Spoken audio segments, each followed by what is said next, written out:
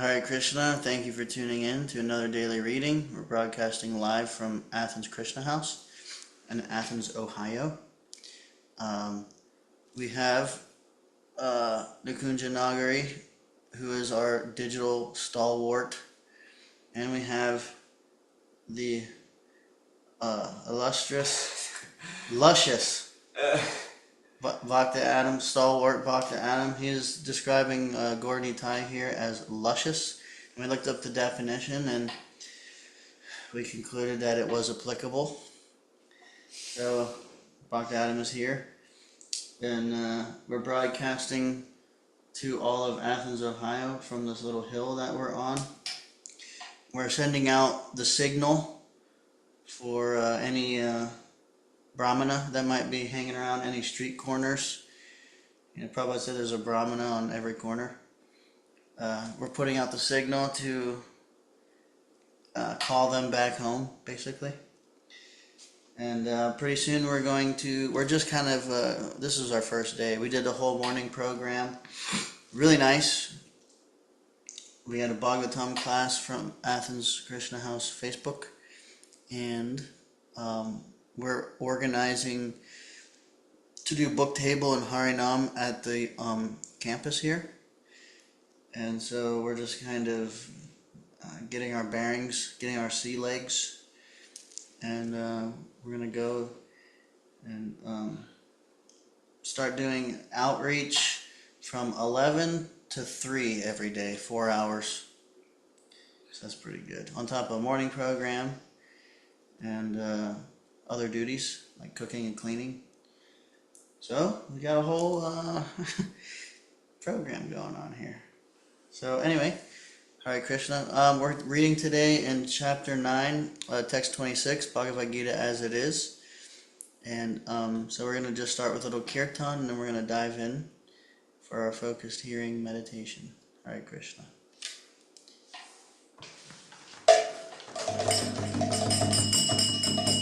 Namo Vishnu Padaya Krishna Prasthaya Bhutale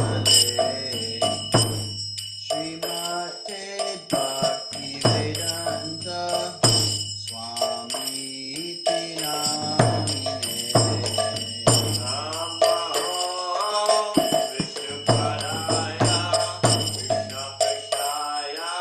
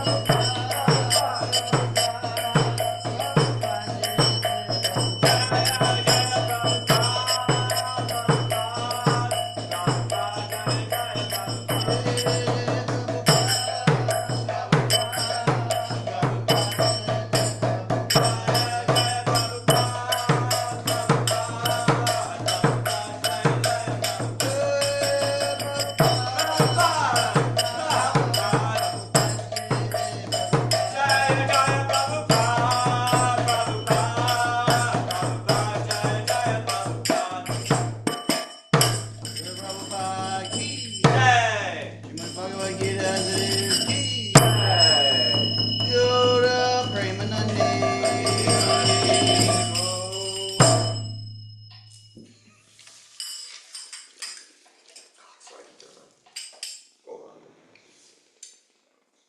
Yoranga.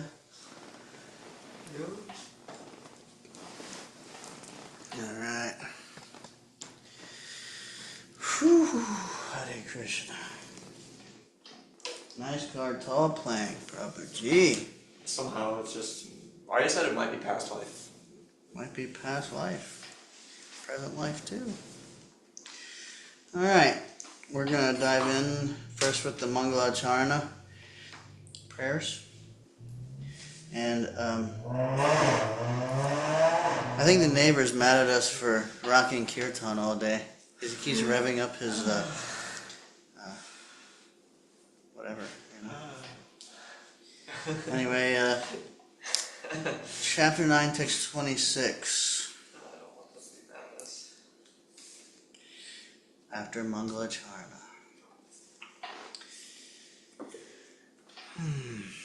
Om Jnana Timirandasya Jnananjana Shalakaya Chakshurun Militam Yena Tasmai Shri Guruve Namaha Shri Chaitanya Manobishtam Stapitam Yena Bhutale Swayam Rupa Kadamayam Dadati Swapadantikam Vandeham Shri Guru Shri Yuta Padakamalam Shri Gurun Vaishnavangscha Shri Rupam Sagrajatam Sahagana Raghunathan Vitam Tam Sajivam Sarvedam Savadutam Parijana Sahitam Krishna Chaitanya Devam Shri Radha Krishna Padam Sahagana Lalita Shri Vishakhan Vitangscha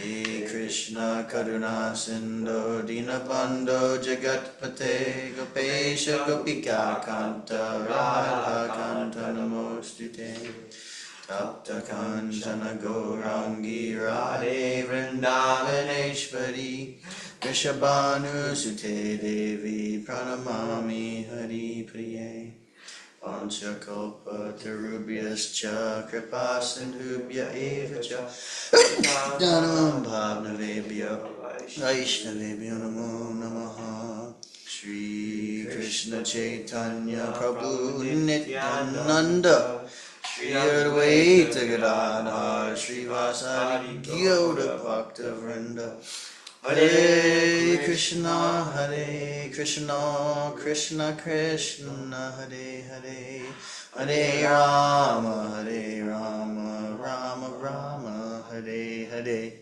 Hare Krishna Krishna Krishna Hare Hare Hare Rama Rama Rama Hare Hare Hare Krishna Krishna Krishna Hare Hare Hare Rama Rama Rama Hare Hare Mukam Karoti Vachalam Pangam Langayate Girim Yat Kripatamam Vande Shri Gurun Dinataranam.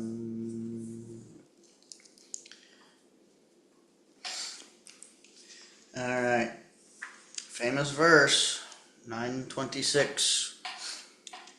Patram pushpam palam toyam yo me bhaktya prayaschiti taraham bhaktipahritam asnami priyatatmanaha.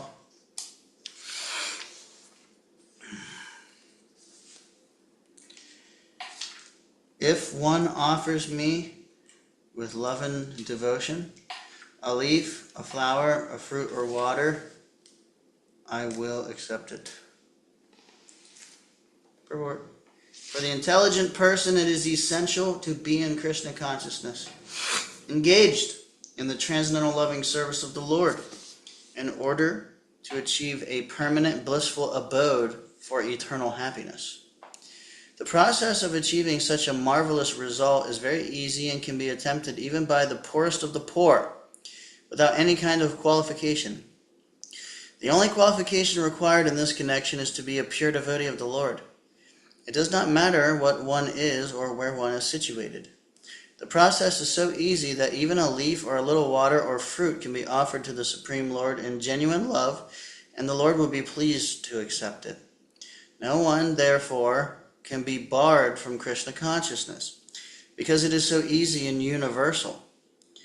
Who is such a fool that he does not want to be Krishna conscious by this simple method, and thus attain the highest perfectional life of eternity, bliss, and knowledge? Krishna wants only loving service and nothing more. Krishna accepts even a little flower from his pure devotee. He does not want any kind of offering from a non-devotee. He is not in need of anything from anyone because he is self-sufficient, and yet he accepts the offering of his devotee in an exchange of love and affection. To develop Krishna consciousness is the highest perfection of life. Bhakti is mentioned twice in this verse in order to declare more emphatically that bhakti, or devotional service, is the only means to approach Krishna. No other condition, such as becoming a brahmana, a learned scholar, a very rich man, or a great philosopher, can induce Krishna to accept some offering. Without the basic principle of bhakti, nothing can induce the Lord to agree to accept anything from anyone. Next sentence. Huh? So good. The next sentence. Bhakti is never causal. Casual. Is it? Is it causal? Causal? Is that what he says? Causal? Is that a typo? Let's see. The process is eternal. It is direct action and service to the absolute whole. I think both are true. It's not casual. Sometimes it is, but... None of your Maharaj says casual equals casualty. Yeah, I like that. Yeah, Prabhupada talks about casual devotees. Verbatim. I see. Not good, but better than no bhakti. That's true. So too much Pizza Hut for those devotees. Hare Krishna. Alright. Here, Lord Krishna, having established that he is the only enjoyer, the primeval Lord, and the real object of all sacrificial offerings, reveals what types of sacrifices he desires to be offered. If one wishes to engage in devotional service to the Supreme in order to be purified and to reach the goal of life, the transcendental loving service of God, then one should find out what the Lord desires of him. One who loves Krishna will give him whatever he wants, and he avoids offering anything which is undesirable or unasked. Thus, meat, fish, and eggs should not be offered to Krishna. If he desired such things as offerings, he would have said so. Instead, he clearly requests that a leaf, fruit, flowers, and water be given to him. And he says of this offering, I will accept it. Therefore, we should understand that he will not accept meat, fish, and eggs. Vegetables, grains, fruits, milk, and water are the proper foods for human beings and are prescribed by Lord Krishna himself. Whatever else we eat cannot be offered to him, since he will not accept it. Another Swami Mukundananda. I think he has the most famous online Bhagavad Gita, because if you type in Bhagavad Gita online or Bhagavad Gita read or anything, it comes up Holy Bhagavad Gita, translated by Swami Mukundananda. It's the first one I read, and essentially what I'm getting at, he says that this verse actually translates to whatever one offers me with love. Whatever one offers me with love, I think I will accept it. Sounds like you got it wrong. He's a Swami. What's that mean? In his case, I don't know. Well, I mean, is he impersonal? Well, I don't know. Like, he's not. Anyway, that's kind of a nice example of. It's like a stripping away of Krishna's personality. Yeah. You know? Yeah. Pushpam means flower. You know? Patram, pushpam, palam, toyam. With Sanskrit, you have to understand the agenda that the speaker has, because there's so many words that it could translate to, and the meaning can be derived. I but that's still looser. You have to be pretty loose with your translation to disregard the word flower. But Prabhupada could do it because he's in the, if Prabhupada, I mean, he couldn't do that, but if Prabhupada saw words like that, he understands the agenda of Krishna, and I have faith in that because he's in the parampara. Right. So with Prabhupada it's different because he's in the parampara, meaning he's directly affiliated with the vibration of Krishna and his teachings as it is and as it came down. Yeah, I don't know anything about this other Swami. Yeah. But even swamis or devotees within the same traditions, like there would be varying moods and stuff also. So, sometimes you may see that according to the mood, or if a devotee or a group has a specific emphasis, they will also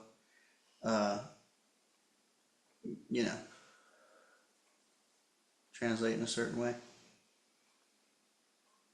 And then what to speak of others who are of, a whole different conception. But that's what makes this Bhagavad Gita so special, because it's as it is. As it is. Everything is said there. What do you think? I just find it really special how it's really true that Krishna has a whole historical lineage of individuals come to this knowledge and decided to pass it down, and people are so in need of it, and there's just this one lineage, and it's just like, if you can find it, it's perfection in your life forever, and if you can surrender to it, it's just really special. It's really nice. Really is special, but there's also so many avenues leading to Krishna. That's true. You ever heard of this? There's a TV show called Ancient Aliens. Yes. They featured Krishna on an episode, and they sort of. Well, I wasn't really like into watching TV or anything, but when that came out, I think it was around the time I first kind of came to Krishna consciousness, and my grandma liked watching TV a lot, and somehow I never watched the show, but somehow that episode came to my attention after I was already learning about Krishna from Srila Prabhupada, his Bhagavad Gita and the devotees, and I remember. I'm pretty sure they were, they it's kind of like mainstream science presentation of things, except, with the twist of sort of, really wanting to show the existence of aliens or something. Yeah. But, they basically, scientifically concluded that Krishna was a historical personality who is factually here. Wait, But instead of, they just said basically, he did all this amazing stuff, so he wasn't ordinary, so he must have been an alien. He was an alien from another planet. They'll start out like, could it be that his uncommon pastimes, love and affection, or cosmological, I don't know, like this, I always pose a question like that. Is it like an all-attractive Lord or something deeper? Something like that. I'm going to keep going. Is Krishna's pastimes laden with affection or invading for destruction? And they're just trying to lead. They basically every episode, what they do is they try to slowly, gradually turn everyone who watches it to the side by Yeah. Yeah. Yeah. Anyway, I mean, the point I was getting at was, people interpreting things in their own way. But at the same time, they actually help prove even more, the validity of Krishna consciousness and Krishna's existence indirectly. And actually, shows like that, can convince a layperson that Krishna existed factually. And then, if any of them came and heard, the detail of Prabhupada's presentation, it would be undeniable. Mm-hmm. Anyway, I thought that was funny when I heard that. It's gotta be, yeah. Sorry. Okay. It's gotta be at least like one person or two people who watched that and became devotees. I don't know. Or read the Bhagavad Gita as it is or something. It's popular. It's a popular show. I think some of the people on that show are aliens. Anyway, alright, whatever else we eat cannot be offered to him, since he will not accept it. Thus, we cannot be acting on the level of loving devotion if we offer such foods. In the 3rd chapter, verse 13, Sri Krishna explains that only the remains of sacrifice are purified and fit for consumption by those who are seeking advancement in life and release from the clutches of the material entanglement. Those who do not make an offering of their food, he says in the same verse, are eating only sin. In other words, their every mouthful is simply deepening their involvement in the complexities of material nature. But preparing nice, simple vegetable dishes, offering them before the picture or deity of Lord Krishna, and bowing down and praying for him to accept such a humble offering, enable one to advance steadily in life, to purify the body, and to create fine brain tissues which will lead to clear thinking. Above all, the offering should be made with an attitude of love. Krishna has no need of food, since he already possesses everything that be. Yet he will accept the offering of one who desires to please him in that way. The important element in preparations, in serving and in offering, is to act with love for Krishna. The impersonalist philosophers who wish to maintain that the absolute truth is without senses cannot comprehend this verse of Bhagavad Gita. To them it is either a metaphor or proof of the mundane character of Krishna, the speaker of Bhagavad Gita. But in actuality, Krishna, the Supreme Godhead, has senses, and it is stated that his senses are interchangeable. In other words, one sense can perform the function of any other. This is what it means to say that Krishna is absolute. Lacking senses, he could hardly be considered full in all opulences.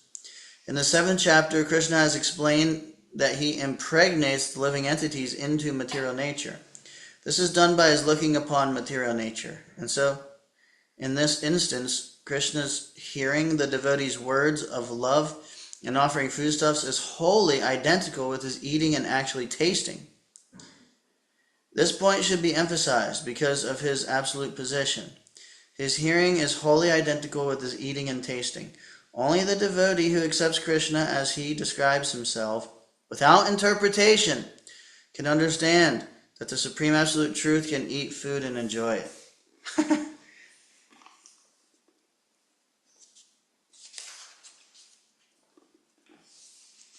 Yat kuroshi yadashnasi yajhoshi dadasi yat yat tapasyasi kaunteya tat kurushva madarpanam. Whatever you do, whatever you eat, whatever you offer or give away, and whatever austerities you perform, do that, O son of Kunti, as an offering to me. Purport.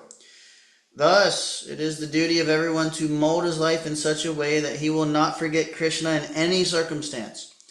Everyone has to work for maintenance of his body and soul together, and Krishna recommends herein that one should work for him. Everyone has to eat something to live, therefore he should accept the remnants of foodstuffs offered to Krishna. Any civilized man has to perform some religious ritualistic ceremonies. Therefore, Krishna recommends, do it for me. And this is called archana. Everyone has a tendency to give something in charity. Krishna says, give it to me. And this means that all surplus money accumulated should be utilized in furthering the Krishna consciousness movement. Nowadays, people are very much inclined to the meditational process, which is not practical in this age. But if anyone practices meditating on Krishna 24 hours a day by chanting the Hare Krishna mantra around his beads, he is surely the greatest meditator and the greatest yogi, as substantiated by the 6th chapter of Bhagavad Gita. Do you have any reflections? Huh? Do you have any reflections? I'm just drinking it in, Prabhuji. I want to be like you. There's a way of, a lot of times we think controlling the mind means like smacking it around and telling it what to do and stuff. which part of that's kind of there, and that's part of it to some degree. But just hearing this purport about molding one's life so he cannot forget Krishna at any time, it requires like organizing with intelligence, and like with good intelligence we can understand the condition of the body, the mind, the situation, needs, wants, pains, pleasures, boundaries, whatever it is. And with intelligence, we can arrange a situation. We tend to put ourselves in situations and then try to force the mind in that way to bend to what we want it to do, which we can do to some degree. But like if you take a step back and organize the situation that's favorable for the mind in a deeper way, then the mind will happily go along with it. What do you mean by organize the situation that's favorable for the mind? Like for example, I want to be Krishna conscious. This is like a really it's kind of maybe a kind of a obvious example, like a gross example. But the example is like, I want to be Krishna conscious, and I have an option to move into the temple, or I have an option to live in a frat house with my friends. And so if I want to be Krishna conscious, I might also want to kind of hang out with my friends though. But if my real desire is I want to be Krishna conscious, but I choose to live in the house with the friends, it's going to be a lot hard. And I'm going to try to chant Hare Krishna and maintain my spiritual life. It's going to be a lot more difficult than if I chose the more favorable situation. Instead of being in the situation, you see what I'm saying? Like the choices we make and the situations we put ourselves into and the way we organize ourselves. For many people, they're not as desirous of Krishna, and they feel that for example, to chant japa, just as an example, is that's the thing that they actually know they need, and they would do it even if they don't want it. But they don't feel so desirous or really very attracted to it, even though they feel good when they do it. And then the other thing would be the alternative is to, if that's, for example, if your mind isn't very desirous of that, how could a person gradually become desirous of that just by doing it? Of what exactly? Japa, for example. Taking prasadam, hearing from devotees,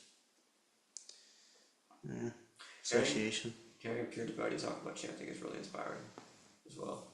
Actually, after I read Satsvarup Das Goswami's books, one of them, I was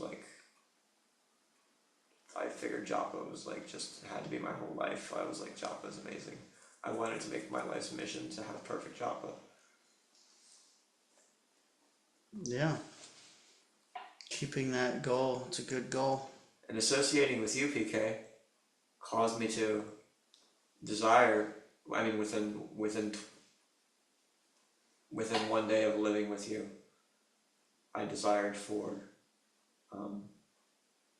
just to have no other attraction other than the holy name and its quality.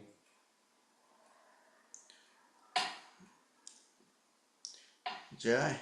I really wanted it. I was like, wow, it's a sincere desire. It's kind of a gem. Yeah, that's very good, Prabhuji. I didn't know my cooking was that bad, but Hare Krishna. What? So bad and make you never want to try to enjoy anything else again. Just chant the holy name. No, I'm just kidding. That's quality. No, I appreciate it. Yeah, that's, Prabhupada's mercy. So somehow all we do is chant Hare Krishna, read Prabhupada's books. Yeah. Prabhupada has that effect on us. So merciful. Oh yeah, we got time. We're on text 28. We got anything online here? Nakunja says, Hare Krishna. Interesting to hear if you do not offer food, you are eating only sin. Every mouthful is simply deepening our involvement in the complexities of material nature. Wow. It's serious and such a nice way to show love to Krishna. Yeah, it is serious. It's very potent. Prasadam, yeah, it's unbelievably potent, especially when you really are deliberate throughout the entire process. Even if growing a garden at your house, you do from the very inception with the thought of, doing it in service to Krishna, offering Krishna suitable vegetables and whatever, grains or whatever you're growing. And then you water them, you chant to the plants the whole time, you cultivate them in that consciousness, you harvest them in that consciousness, and, it's so powerful. And then you prepare them, wash them, cook them, make the offering. It's offer the finished preparation to the Lord, and then you fully honor it as Krishna's prasadam is non-different than Krishna. Actually, not just like eating and enjoying prasadam, which is okay, but actually like honoring prasadam. That's usually the term devotees use, is we're gonna honor prasadam, and it really creates just the awareness of Krishna's presence in the whole process, and Krishna is actually non-different than his prasadam. Honoring prasadam. Honoring prasadam starts with everything from planning, what you're going to buy, what's the consciousness throughout the whole process. But it's also a little bit of a testament to also the power of, like in a negative way, I guess you could say, or unfavorably, of not doing that. Like just doing what's easy, quick, and in a hurry, and trust me, I know all about it. But I notice, like, just have a strict prasadam, like really focused prasadam diet, and then for a consistent time, and then eat something else. I mean, I'm not encouraging it, but you'll see, like, wow, I completely couldn't. I couldn't even focus on my rounds half as focused as when I'm normally taking well prepared, focused prasad. Right. Anyway, Hare Krishna. So powerful and important. Yeah. It's like it brightens the flavor. Everything. Unless you're a rotten soul, it comes out messed up. Text 28. Shubha Shubha Palariva Mokchase Karma Bandhanai Sannyasa Yoga Yuktatma Vimukto Mamapaishyasi. In this way you will be freed from bondage to work and its auspicious and inauspicious results. With your mind fixed on me and this principle of renunciation, you will be liberated and come to me. Purport. One who acts in Krishna consciousness under superior direction is called yukta. The technical term is yukta vairagya. This is further explained by Rupa Goswami as follows. Anasaktasya vishayanyaharham upayunjata Nibandha Krishna sambandhe yuktam vairagyam uchyate. Bhakti Rasamrita Sindhu 1-255. Rupa Goswami says that as long as we are in this material world, we have to act. We cannot cease acting. Therefore, if actions are performed and the fruits are given to Krishna, then that is called yukta vairagya. Actually situated in renunciation, such activities clear the mirror of the mind. And as the actor gradually makes progress in spiritual realization, he becomes completely surrendered to the Supreme Personality of Godhead. Therefore, at the end, he becomes liberated, and this liberation is also specified. By this liberation, he does not become one with the Brahmajyoti, but rather enters into the planet of the Supreme Lord. It is clearly mentioned here, Mam Upaishyasi. He comes to me. Back home, back to Godhead. There are 5 different stages of liberation.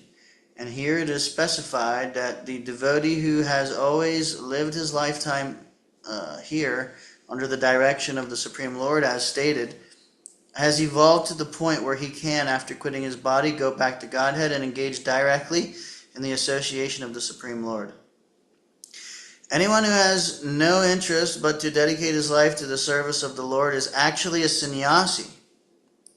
Say what? Let's read it again. Anyone who has no interest but to dedicate his life to the service of the Lord is actually a sannyasi. That means it can't be forced. What do you mean? Because if you're just forcing it, that means you don't have interest, Right? Yeah. Yeah, it's natural. We gravitate towards where we're interested in. Yeah. The funny thing about desires and interests and things like that is that we heard recently about sinful reactions and how they come in different forms, like what do they call it? Papa Bija or something? Bija means seed. Sinful reactions in seed form.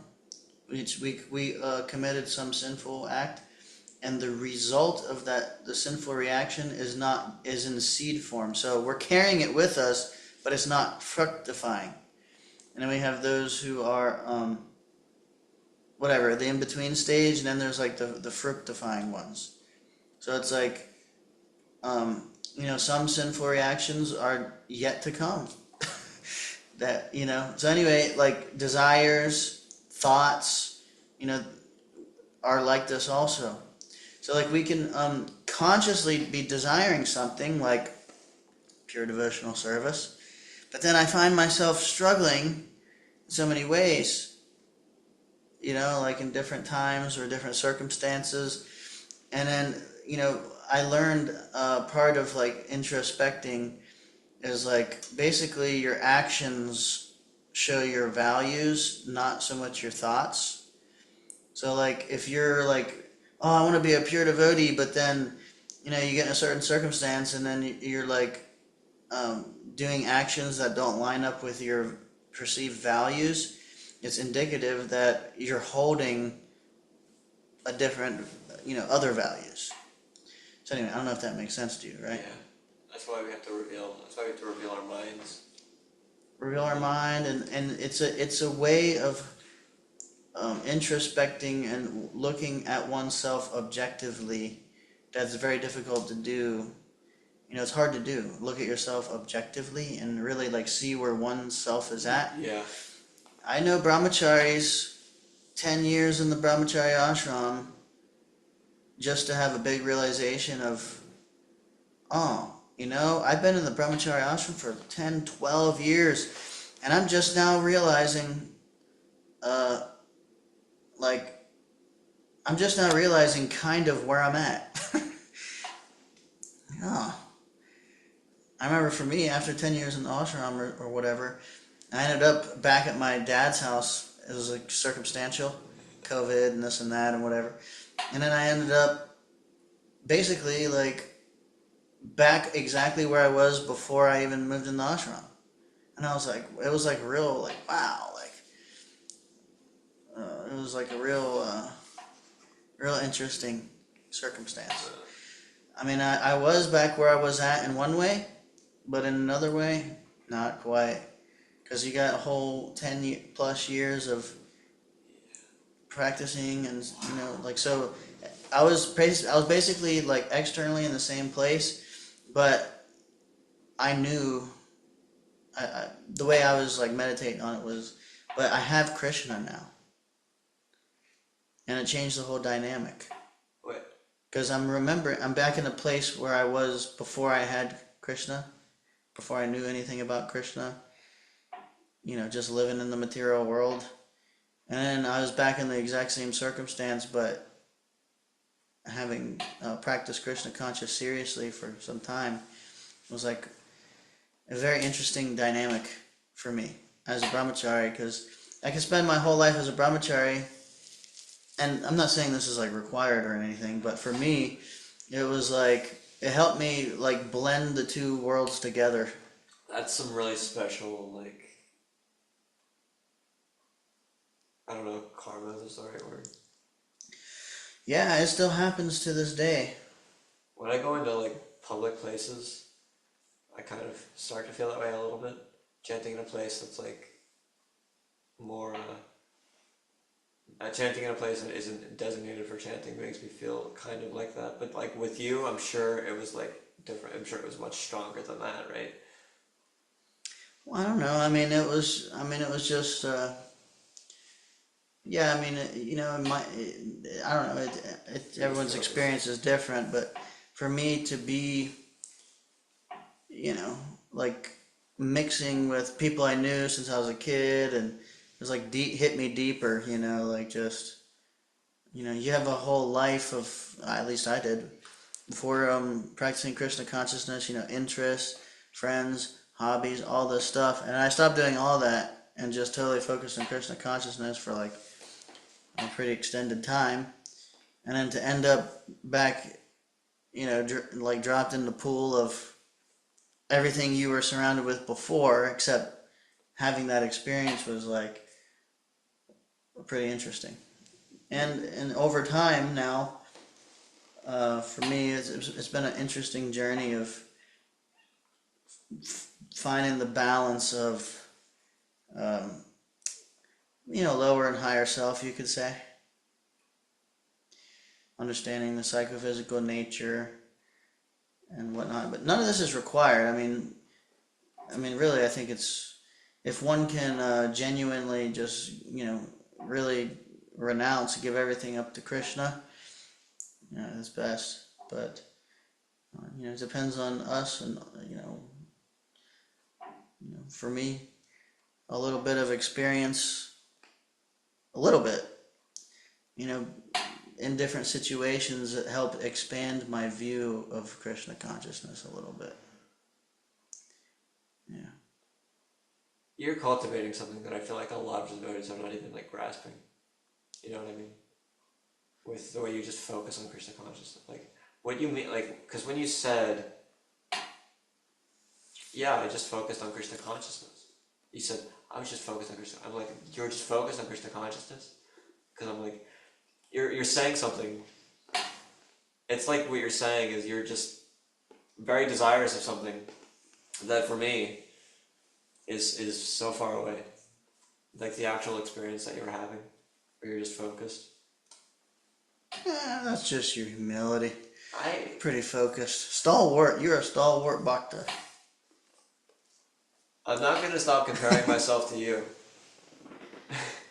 Anyway, everybody's experience is different. We just do our best. Krishna reciprocates so nicely with whatever we can offer him, like we're hearing. Maybe I can be focusing and trying really hard for 23 hours a day, but if my love is at 15%, I can't come even close to someone who just, takes 10 minutes and chants a Shudhanam for 10 minutes. It trumps my 23 hours of, wrestling with my material mind and senses and trying really, really hard. Anyway, Hare Krishna. Where were we? Anyone who has no interest but to dedicate his life to the service of the Lord is actually a sannyasi. Such a person always thinks of himself as an eternal servant, dependent on the supreme will of the Lord. As such, whatever he does it for the benefit of the Lord. Whatever action he performs it as service to the Lord. He does not give serious attention to the fruitive activities or prescribed duties mentioned in the Vedas. For ordinary persons, it is obligatory to execute the prescribed duties mentioned in the Vedas. But although a pure devotee who is completely engaged in the service of the Lord may sometimes appear to go against the prescribed Vedic duties, actually it is not so. It is said, therefore, by Vaishnava authorities that even the most intelligent person cannot understand the plans and activities of a pure devotee. The exact words are Tanravakya Kriya Mudra Vidyeha Na Bhujoya. Chaitanya Charitamrita Madhya Lila 23:39. What a nice verse to memorize. A person who is thus always engaged in the service of the Lord, or is always thinking and planning how to serve the Lord, is to be considered completely liberated at present. And in the future his going back home, back to Godhead, is guaranteed. He is above all materialistic criticism, just as Krishna is above all criticism. Do you approve? It's technically time to stop, but I feel like we should read at least one more. And then maybe tomorrow we'll finish the chapter. Okay. Samoham sarva bhuteshu name dveshasti na priya ye bhajanti tu mam bhaktya mahi te teshu chapyaham. I envy no one, nor am I partial to anyone. I am equal to all. But whoever renders service unto me in devotion as a friend is in me, and I am also a friend to him. Purport. One may question here that if Krishna is equal to everyone and no one is his special friend, then why does he take a special interest in the devotees who are always engaged in his transcendental service? But this is not discrimination, it is natural. Any man in this material world may be very charitably disposed, yet he has a special interest in his own children. The Lord claims that every living entity, in whatever form, is his son, and so he provides everyone with a generous supply of the necessities of life. He is just like a cloud which pours rain all over, regardless of whether it falls on rock or land or water. But for his devotees, he gives specific attention. Such devotees are mentioned here. They are always in Krishna consciousness, and therefore they are always transcendently situated in Krishna. The very phrase, Krishna consciousness, suggests that those who are in such consciousness are living transcendentalists situated in him. Huh? I was like, because that's exactly the vibe. When I first heard the phrase Krishna consciousness, I remember being like, that's like what I want right there, because it was transcendental, and I wanted the transcendentalism. I wanted to be the transcendentalist. I think you've achieved it. The Bhakta is the topmost transcendentalist, Prabhupada says. He said one should desire to live with the Bhaktas. Hare Krishna. I was having a free ticket. Thank you for your blessings. The Lord says here distinctly, Mayite, they are in me. Naturally, as a result, the Lord is also in them. This is reciprocal. This also explains the words, Yeyata mam prapadyante tangstataiva bhajamyaham. Whoever surrenders unto me, proportionately I take care of him. This transcendental reciprocation exists because both the Lord and the devotee are conscious. When a diamond is set in a golden ring, it looks very nice. The gold is glorified, and at the same time, the diamond is glorified. The Lord and the living entity eternally glitter, and when a living entity becomes inclined to the service of the Supreme Lord, he looks like gold. The Lord is a diamond, and so this combination is very nice. Can you read the glitter line again? Yeah. When a diamond is set in a golden ring, it looks very nice. The gold is glorified, and at the same time, the diamond is glorified. The Lord and the living entity eternally glitter. And when a living entity becomes inclined to the service of the Supreme Lord, he looks like gold. The Lord is a diamond, and so this combination is very nice. Living entities in a pure state are called devotees. The Supreme Lord becomes the devotee of his devotees. If a reciprocal relationship is not present between the devotee and the Lord, then there is no personalist philosophy. In the impersonal philosophy, there is no reciprocation between the Supreme and the living entity. But in the personalist philosophy, there is. The example is often given that the Lord is like a desired tree, and whatever one wants from this desired tree, the Lord supplies. But here the explanation is more complete. The Lord is here stated to be partial to the devotees. This is the manifestation of the Lord's special mercy to the devotees. The Lord's reciprocation should not be considered to be under the law of karma. It belongs to the transcendental situation in which the Lord and his devotees function. Devotional service to the Lord is not an activity of this material world. It is a part of the spiritual world, where eternity, bliss, and knowledge predominate. Do I even need to go to Atlanta or Tennessee when I have PK right here? Srila Prabhupada Ki Jay. Any reflections from online or anything? We don't technically need to go anywhere ever. Like bhakti is transcendental to all situations. Like if we really, really desire it enough, and we have, Krishna arranges perfectly for us to fulfill our desires. That's actually the purport we just heard. So if, whatever one wants, Krishna will make the arrangement, especially when they're in the mood of surrender. If one really wants to be serious in Krishna consciousness, he makes an arrangement, the right association, the right place, or this and that. Sometimes we have our own ideas of what we think would be best, and it's just, sometimes,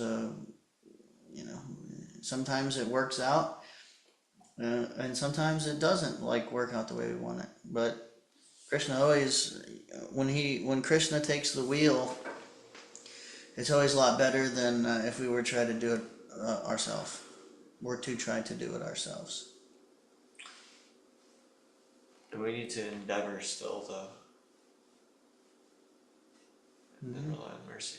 To stay in devotional service, to keep chanting one's rounds, to just keep consistent, so powerful, because the mind gets so disturbed and challenges come. It's easy when everything is ecstatic. Yeah, but whenever the heat gets turned up and challenges come, it's not so easy.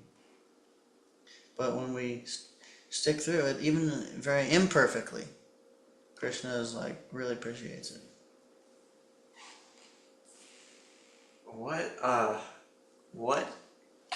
So I'm just not desirous of everything I want to be desirous of. I want to want very strongly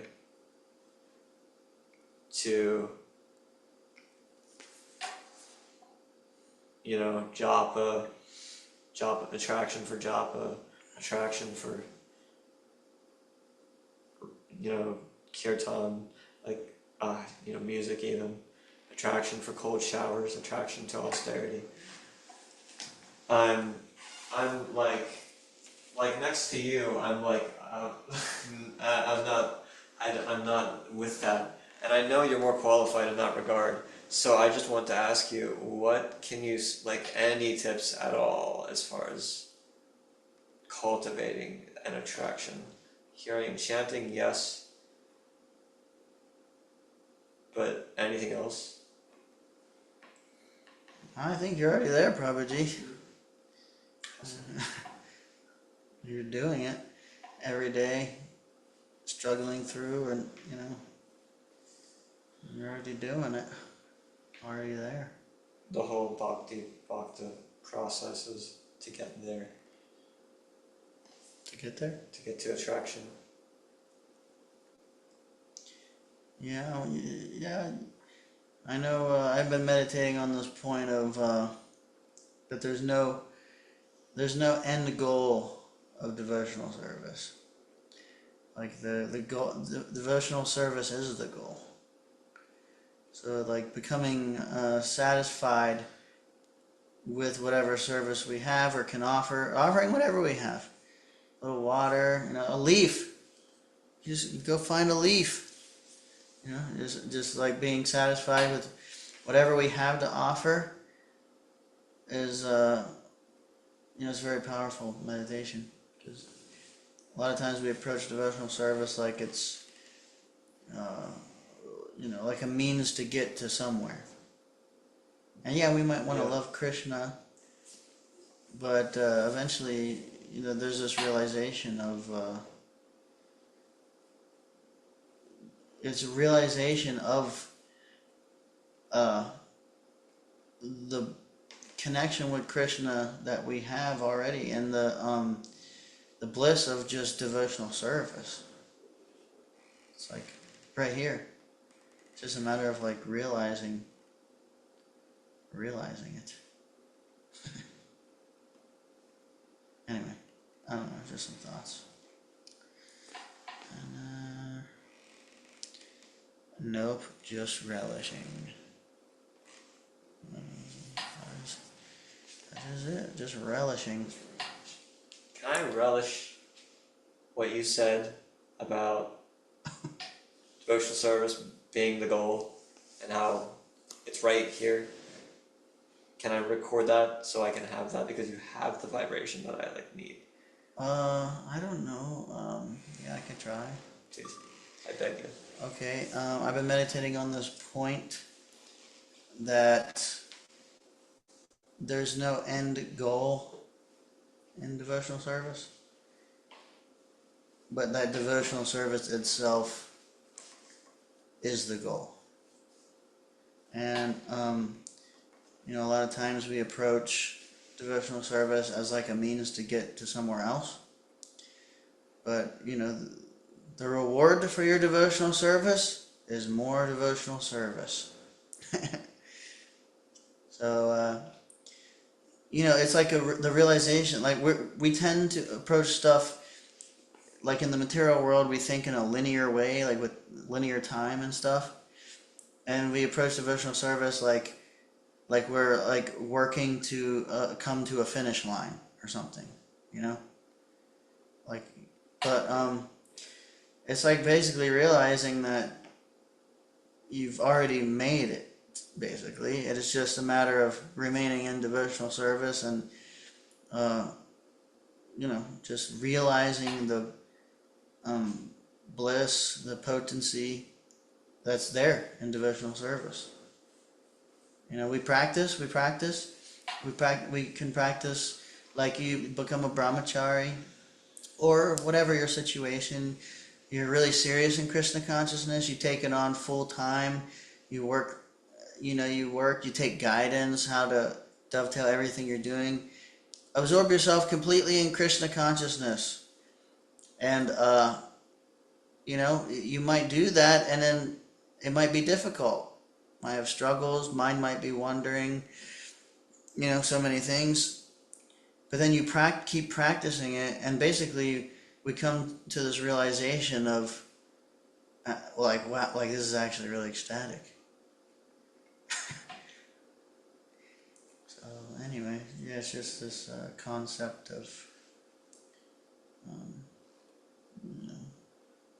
realizing what we already have.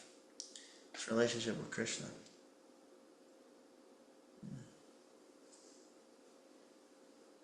Anyway, some thoughts?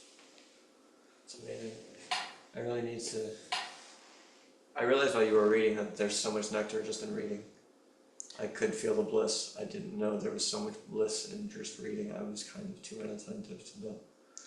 Yeah, I know. As time goes on, it's hard for me to kind of understand it too. It just, the more we hear Prabhupada's books, for me, it's especially in Prabhupada's darshan room, New Vrindavan, the way how present Prabhupada is in there, and going in there and reading his books really seriously in association with serious devotees. It was a really profound experience of like the depth of darshan that we were getting. Yeah. I mean, I was experiencing like, wow, I really was feeling like Prabhupada is speaking directly, to us, and through his books. So powerful. And the association with good association, serious devotees, sincere devotees of Prabhupada and Prabhupada's followers. It just also brings it out so much more. Yeah. So all these things combined is so powerful, Prabhupada. Which is why we want to basically get as many people in here and hearing and chanting together as possible. It's where the nectar's at, good association. Yeah. Especially serious people, though. Someone who's just willing to surrender to you. Prabhupada, yeah. Hare Krishna. Well, alright then. I think that's a good place. And we got supposed to do a kirtan at 7 o'clock in 15 minutes. So, I've been suffering from a tremendous headache for several hours. But somehow when you start reading Prabhupada's books, it I don't know if it went away, but somehow everything became very good. So anyway, Hare Krishna. Thank you for tuning in. It's very nice to take darshan where you are now while hearing. Jai. Thanks for taking darshan and hearing. Hare Krishna. Thank you, Bhakta Adam. He wants to say hi. Hare Krishna. So, all glories Prabhupada, Srila Prabhupada ki jai. Vanchakopa Tarubhyascha Kripa Sindhubhya Eva Cha Patitanam Pavanebhyo Vaishnavebhyo Namo Namaha Anantakoti Vaishnava Vrinda ki jai. Alright, we'll be here same place, same time tomorrow. Krishna willing. Hare Krishna. Hari Bol. Have a good night. Hari Bol.